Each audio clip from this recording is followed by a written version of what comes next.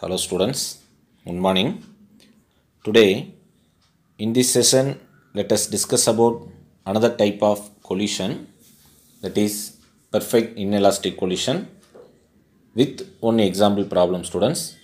So listen and watch carefully. Let's begin our class. Students, see the today topic is perfect inelastic collision. Okay, this is also one of the types of collision. Okay, in our last few classes we can discuss about one dimensional elastic collision. Yes, just you recall what is mean by inelastic collision.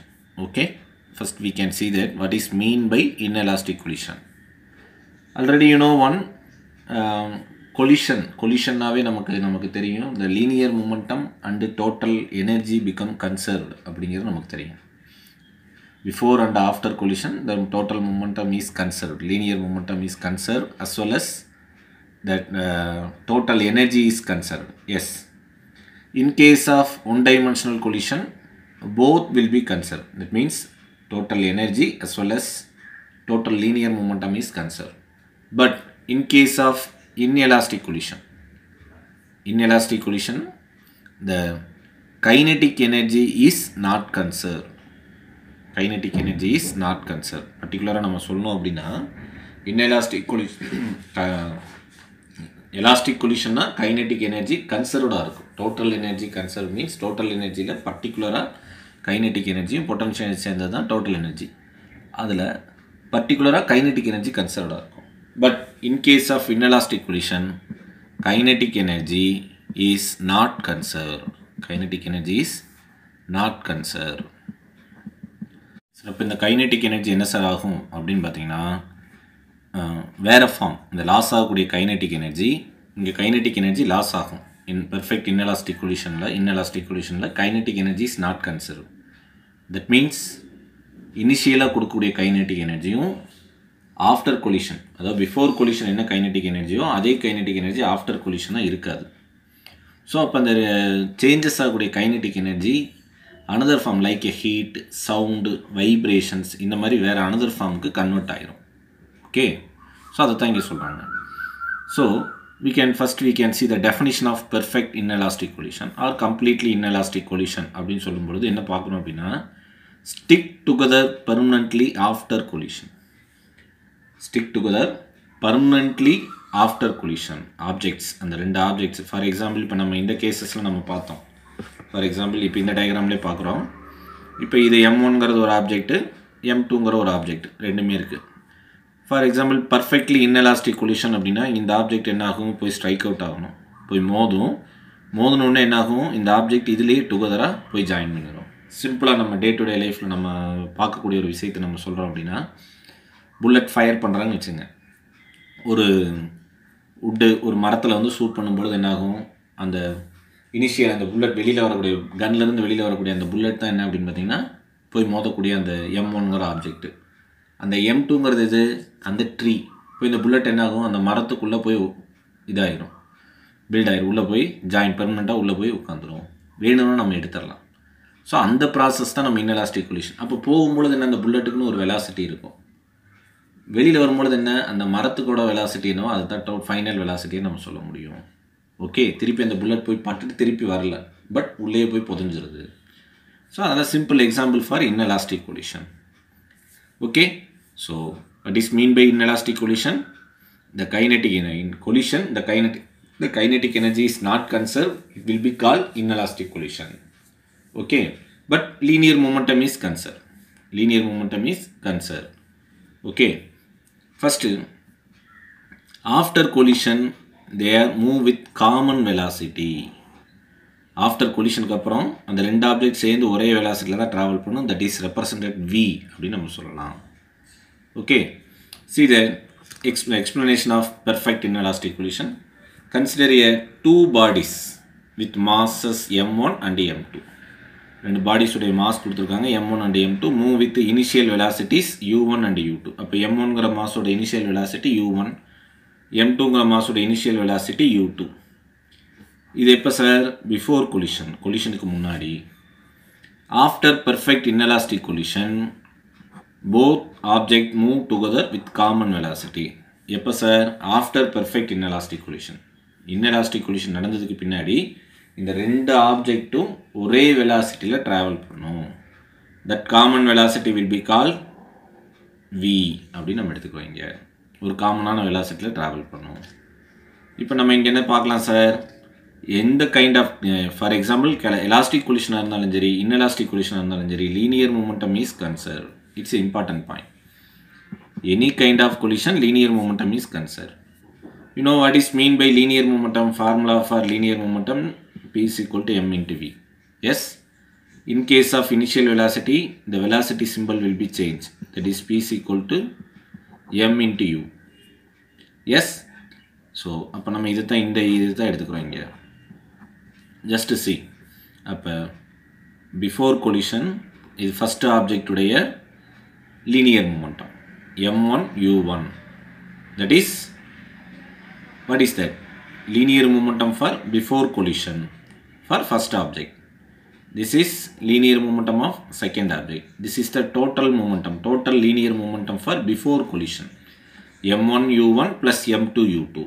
Yes, next case, இப்போ after collision நம்ம இது, அப்போ இது before collision, இது after collision.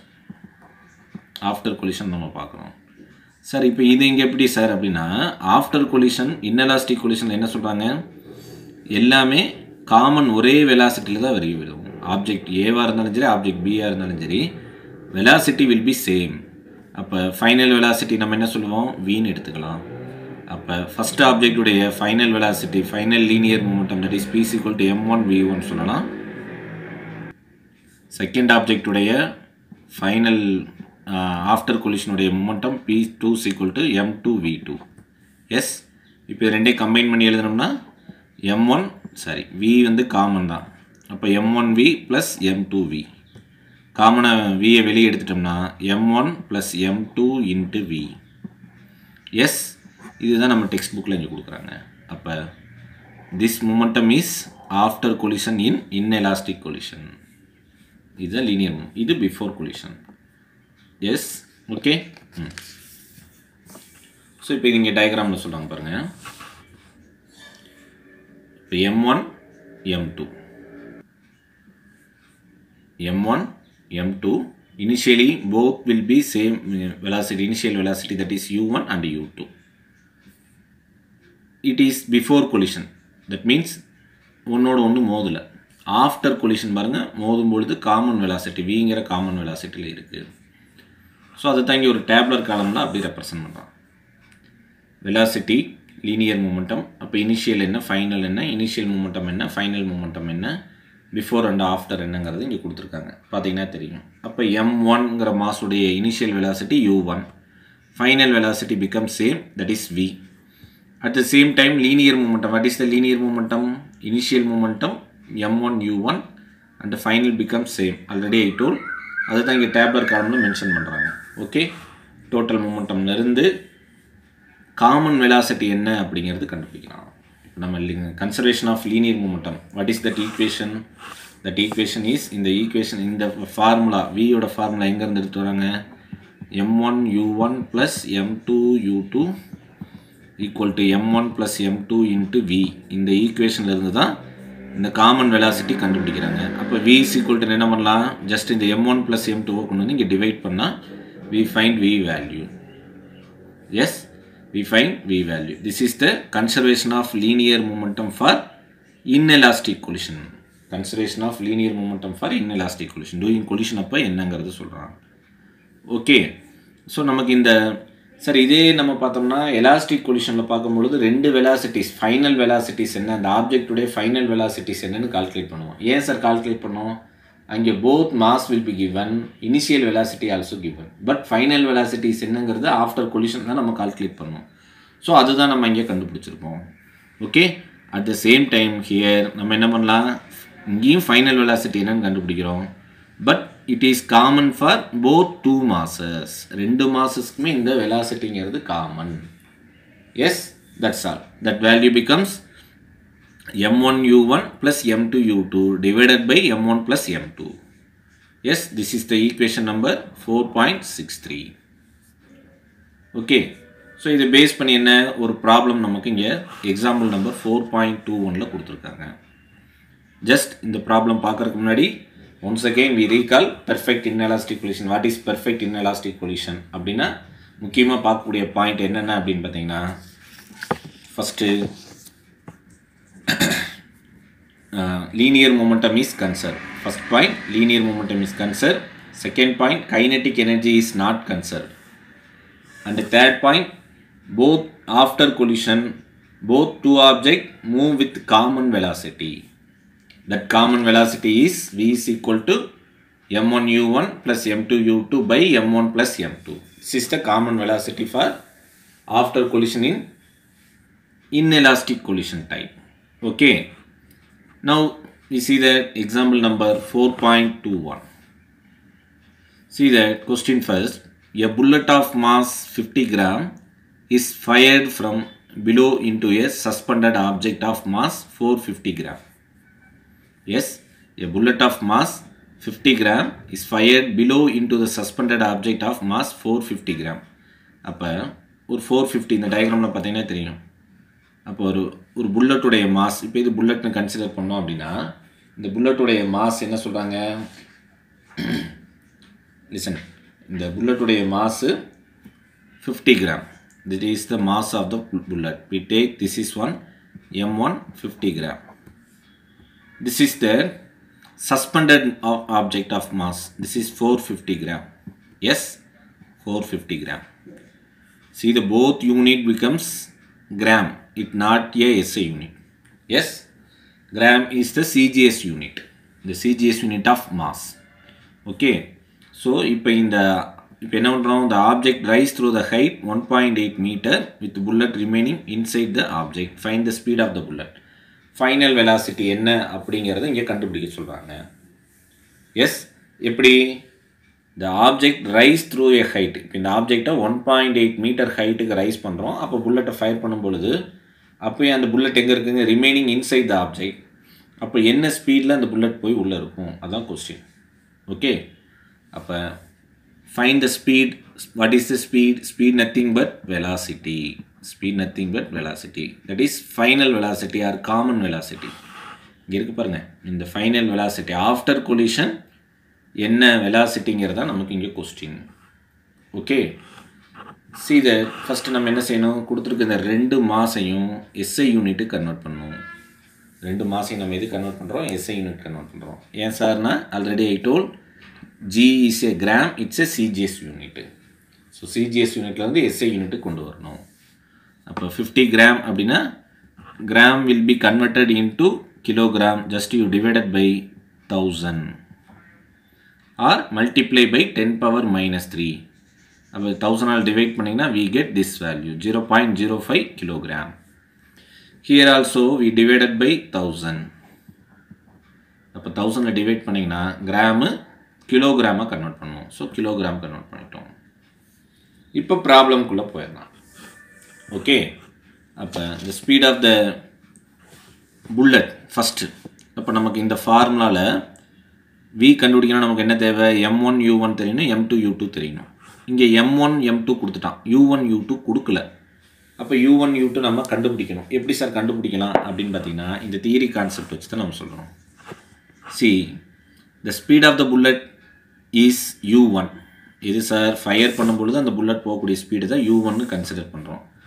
Second பாடி எப்படி வச்சுருக்காங்க, இங்கே சஸ்பெண்டடில் இருக்குது, ஹேங்கிங்கில் இருக்குது, ரெஸ்ட்டில் இருக்குது. அப்போ u2வோட வேல்யூ என்ன ஆயிரும், 0.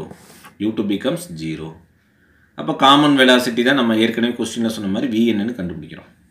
ஓகே, ஸோ அப்போ நம்ம என்ன செய்யலாம், first m1 into u1 plus m2 u2 by m1 plus m2. This is the formula for to find the common velocity of both two objects in inelastic collision. Okay, so u1 becomes, we don't know, so just அப்படி substitute பண்ணுங்க. m1 value here given, that is 50 gram. It will be converted into kilogram. We take 0.05 kilogram. Yes, 0.05 kilogram. அப்போ அதை அப்படி substitute பண்ணுங்கள். u1 வேல்யூவில் u1 தெரியாது, அப்படி வச்சுக்கிறோம். m2 value, that is 450 gram. See the question, 450 gram, it will be converted into SI unit, that is 0.45 kilogram. Yes, 0.45 kilogram into what is U2, the initial velocity of the hanging object, suspended object. Yes, அப்போ initial velocity இதுக்கு இல்லை, zero தான். அப்போ U2ஓட value zero. Just replace பண்ணிங்கன்னா இந்த dam டோட்டலாக zero ஆயிரும். அப்போ 0.05 U1 டிவைடட் பை இது ரெண்டே ஆட் பண்ணால் 0.50 வரும். அப்போ 0.05 divided by 0.5 U1. This is the combine velocity அப்படின்னு நம்ம சொல்லலாம். இந்த வெலாசிட்டி நம்ம கொடுக்கும் பொழுது ஆப்ஜெக்ட் எப்படி ஆகும், வெர்டிக்கலி அப்வர்டில் மூவ் ஆகும். மூவ் ஆகி என்ன ஆகும், அந்த புல்லட்டு அந்த சஸ்பெண்டட் ஆப்ஜெக்ட்டுக்குள்ளே இன்சைடில் உள்ளே இருக்கும். சார் இன்னொரு மெத்தட்லேயும் நம்ம என்ன சார் கண்டுபிடிக்கலாம் அப்படின்னா, இந்த வெலாசிட்டி என்ன, காமன் வெலாசிட்டி என்னன்னு கண்டுபிடிக்கலாம். we are using this formula to find common velocity. Sir இந்த ஃபார்முலா எங்கேருந்து சார் கொண்டு வர்றாங்க அப்படின்னா, from this formula is derived from kinetic equation of motion, kinematic equation of motion. Yes, we know that formula, that is v square is equal to u square plus 2as. Using this formula is one of the kinematic equation of motion. Yes, so இப்போ நம்ம என்ன இதில் initial velocity என்ன சொல்லிட்டான், ஜீரோன்னு consider பண்ணோம்னா இந்த time zero ஆயிரும். 2a டியூ டு கிராவிட்டினால g போட்டுக்கிறோம். Here s is the displacement, we take displacement is h அப்படின்னு நம்ம போடலாம். இது v square is equal to, what is v square is equal to 2gh, then v is equal to square root of 2gh. Okay, இந்த ஃபார்முலாவில் இருந்து தான் நமக்கு இந்த ஃபார்முலாவை இங்கே இந்த மாதிரி மாடிஃபை பண்ணுறான். Just you copy to your text book students. So v square is equal to u square plus 2as அப்படிங்கிற இந்த ஃபார்மேட்டில் இருந்து தான் நமக்கு இந்த ஃபார்முலாவை கொண்டு வர்றாங்க. ஓகே, ஸோ அப்போ இதுதான் என்ன, square root of 2gh. Using this method also to find the final velocity. Yes, இந்த ஃபார்முலாவும் யூஸ் பண்ணலாம், இந்த ஃபார்முலாவும் யூஸ் பண்ணலாம். கிவன் டேட்டாக்கு தகுந்த மாதிரி நம்ம சேஞ்ச் பண்ணிக்கலாம். ஓகே, ஸோ இப்போ இங்கே கண்டுபிடிச்சி இந்த ஆன்சர் வருது, ஃபைனல் காமன் வெலாசிட்டி என்னென்னு. பட் இதையும் நம்ம யூஸ் பண்ணி காமன் வெலாசிட்டி என்னென்னு கண்டுபிடிக்கலாம். ஓகே சார், இதோட பர்பஸ் என்ன சார் அப்படின்னா, இந்த காமன் வெலாசிட்டி கண்டுபிடிச்சிட்டோம் சார், பட் u1 வேல்யூ நமக்கு தெரியாது. இப்போ இதிலேருந்து என்ன பண்ணலாம், ஃபைனல் வெலாசிட்டி கண்டுபிடிச்சி u1 வேல்யூவை டிட்டர்மைன் பண்ணலாம். Okay, find the speed of the bullet, அதான் question. Find the speed of the bullet அப்படின்னா நம்ம இந்த காமன் வெலாசிட்டி கேட்கலைங்க கொஸ்டின். ஸ்பீட் ஆஃப் த புல்லட்னா u1 என்ன, இனிஷியல் வெலாசிட்டி தான் கொஸ்டின். u1 என்னங்கிறதான கொஸ்டின் நமக்கு இங்கே. Find the speed of the புல்லட்ங்கிறான். அப்போ u1 உடைய ஸ்பீட் என்ன, அதான் கொஸ்டின். ஸோ அப்போ காமன் வெலாசிட்டி கண்டுபிடிக்கிறதுக்காக யூஸிங் திஸ் மெத்தட். அப்போ ஸ்கொயர் ரூட் ஆஃப் 2gh எப்படி வந்ததுக்கான டெரிவேஷன் இங்கே இருக்குது, ஜஸ்ட் யூ காப்பி. அப்போ square root of 2 into g value, what is g, acceleration due to gravity, acceleration due to gravity, that value becomes 9.8 meter second power minus 1. அதை rounding off பண்ணி தான் 10ன்னு எடுத்துக்கிறாங்க. height will be given, that is 1.8 meter. 1.8 meter. Yes students, so 20 into 1.8, 36, square root of 36 value 6 meter second power minus 1. Yes, 6 meter per second. So this is the common velocity for both two object. So இப்போ நமக்கு தேவை இந்த u1 கண்டுபிடிக்கணும். அந்த u1 கண்டுபிடிக்கிறதுக்காக v ஓட value determine பண்ணிட்டோம். இப்போ இந்த v ஓட வேல்யூவை இந்த இடத்துல சப்ஸ்டிட் பண்ணுறோம். அப்போ v, what is v value, that is 6 meter second power minus 1. அது இங்கே ரீப்ளேஸ் பண்ணிட்டோம்.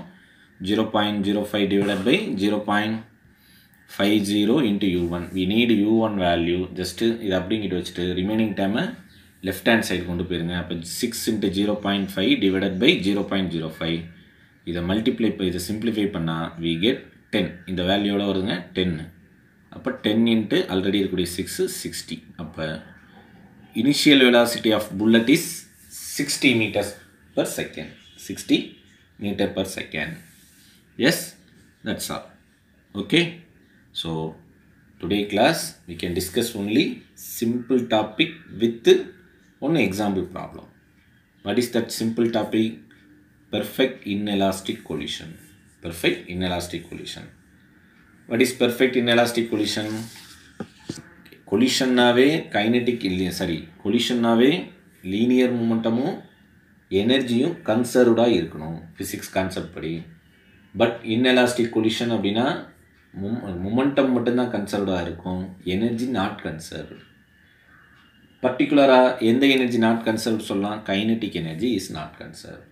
அப்போ இந்த கைனெட்டிக் எனர்ஜி என்ன சார் மாறுது? லாஸ் ஆகக்கூடிய கைனெட்டிக் எனர்ஜி என்ன சார் மாறுது அப்படின்னா ஹீட்டு அனதர் ஃபார்ம் ஆஃப் எனர்ஜியாக கன்வெர்ட் ஆகிடும். Like a heat, sound, vibrations, light, இந்த மாதிரி கன்வெர்ட் ஆகிடும்.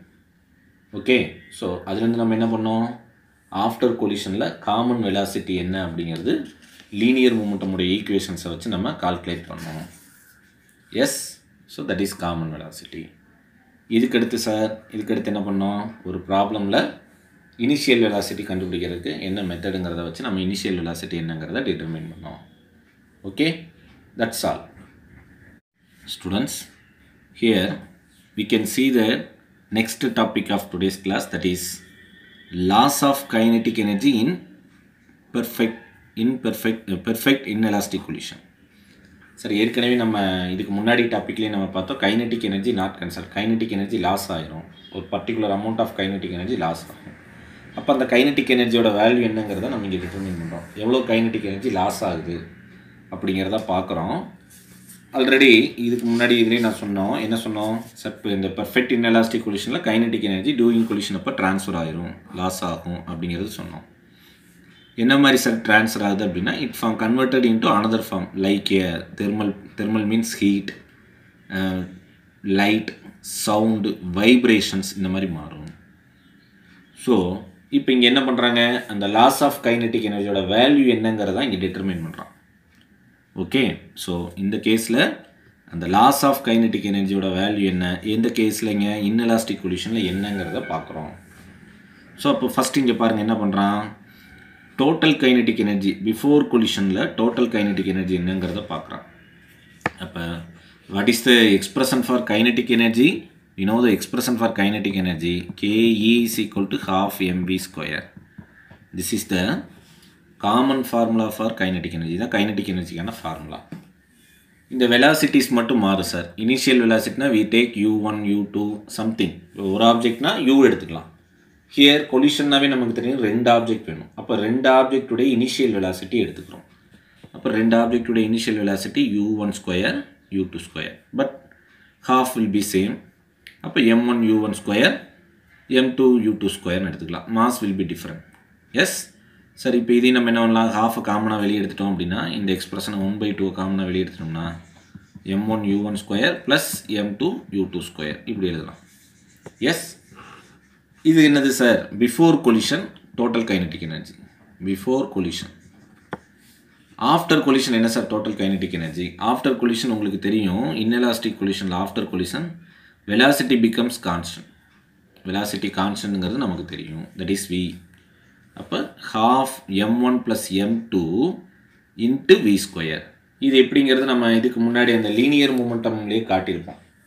லீனியர் மூமெண்டம்லேயே எப்படி வந்து m1 ப்ளஸ் m2 இன்ட்டு விங்கிறது வந்ததுங்கிறதுக்கான டெரிவேஷன் போட்டு காட்டியிருப்போம். Just you check it. Okay, இப்போ ஃபைனல் கைனெட்டிக் எனர்ஜி என்னென்னா half into m1 plus m2 into v². Okay, அப்போ லாஸ் ஆஃப் கைனெட்டிக் எனர்ஜின்னு எப்படி சார் கண்டுபிடிக்கலாம்? ஃபைனல் கைனெட்டிக் எனர்ஜிக்கும் இனிஷியல் கைனெட்டிக் எனர்ஜிக்கும் இடையில இருக்கக்கூடிய டிஃபரன்ஸ் வேல்யூ தான் லாஸாக மாதிரி வெளியில் வரும். Are able to understand student? Yes. அப்போ ஃபைனலாக என்ன கைனெட்டிக் எனர்ஜி இருக்கோ கிடைக்குதோ அந்த கைனெட்டிக் எனர்ஜியை இனிஷியலில் போய் நீங்கள் மைனஸ் பண்ணிங்கன்னா அதுதான் என்ன, எவ்வளோ பற்ற டிஃபிஷியன்சியாக இருக்கோ அந்த டிஃபிஷியன்சி வேல்யூ தான் நம்ம என்ன சொல்கிறோம்? லாஸ் ஆஃப் கைனெட்டிக் எனர்ஜின்னு சொல்லலாம். ஸோ அதை தான் இந்த பேராகிராஃப் இங்கே காட்டுறான். இந்த loss of kinetic energy is it is represented del Q. நார்மலாக Qங்கிறது எனர்ஜியோட symbol. Del means change in energy. டெல்னாவே சேஞ்ச் இன் டிஃபரன்ஸ் அப்படின்னு நம்ம சொல்லலாம். அப்போ இனிஷியல் டு ஃபைனல், இனிஷியலுக்கும் ஃபைனலுக்கு இடையில இருக்கக்கூடிய டிஃபரன்ஸ் போகும்போது எது பிக்கர் வேல்யூவோ அதை எடுத்துக்கணும். ஓகே, டிஃபரன்ஸ் தான். அப்போ இனிஷியல் டு ஃபைனல் அப்படின்னு சொல்கிறோம். அப்போ இனிஷியலுடைய வேல்யூ என்ன? we know that this is the KEI, initial kinetic energy. இந்த எக்ஸ்பிரஷன் இருக்கு பாருங்கள், initial kinetic energy. What is final kinetic energy? This one. அதுதான் இங்கே கொடுக்குறோம். அப்போ half into m1 plus m2 into v square. இது KEF final kinetic energy. இதை simplify பண்ணும்பொழுது தான் இப்போ என்ன சார் பண்ணுறாங்கன்னா இந்த வியோட வேல்யூவை சப்ஸ்டியூட் பண்ணுறோம். எங்கேருந்து சார்?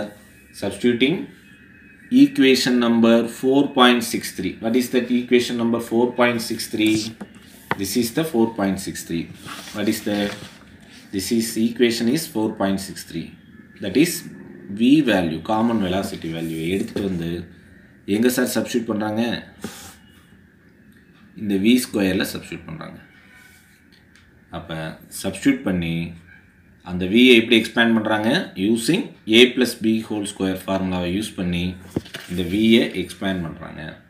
ஹோல் பிராக்கெட்ல இருக்கு பாருங்க. இங்க v ல சப்ஸ்டியூட் பண்ணிட்டு இது v யோட வேல்யூ v ஸ்கொயர்ல இங்க இருக்கு m1 plus m2 the whole square. அதை சப்ஸ்டியூட் பண்ணி ஃபர்தரா சிம்பிளிஃபை பண்ணும் பொழுது நமக்கு ஃபைனலா எவ்வளவு கைனெடிக் எனர்ஜி லாஸ் ஆயிருக்குங்கறத கண்டுபிடிக்கலாம். The loss of kinetic energy is 1/2 into m1 m2 by m1 plus m2 into u1 minus u2 the whole square. Okay, so இதுதான் loss of kinetic energy, expression for loss of kinetic energy. இந்த simplification just you practice. v யோட value substitute பண்ணி இந்த ஈக்குவேஷனை simplify பண்ணீங்கன்னா இந்த answer கிடைக்கும். Okay, just you practice. yes, it's a loss of kinetic energy ஆன எக்ஸ்பிரஷன். இதை பேஸ் பண்ணி நமக்கு ப்ராப்ளம்ஸ் வரும். இதை பேஸ் பண்ணி நமக்கு ப்ராப்ளம்ஸ் வந்து எக்ஸ்பெக்ட் பண்ணலாம் students. Okay, that's all. So today's class we can discuss two topic with one example problem. That is, first one is that perfect inelastic collision. What is mean by perfect inelastic collision ங்கிறது இந்த வீடியோல 2-3 இடத்துல நான் சொல்லிட்டேன். just you recall.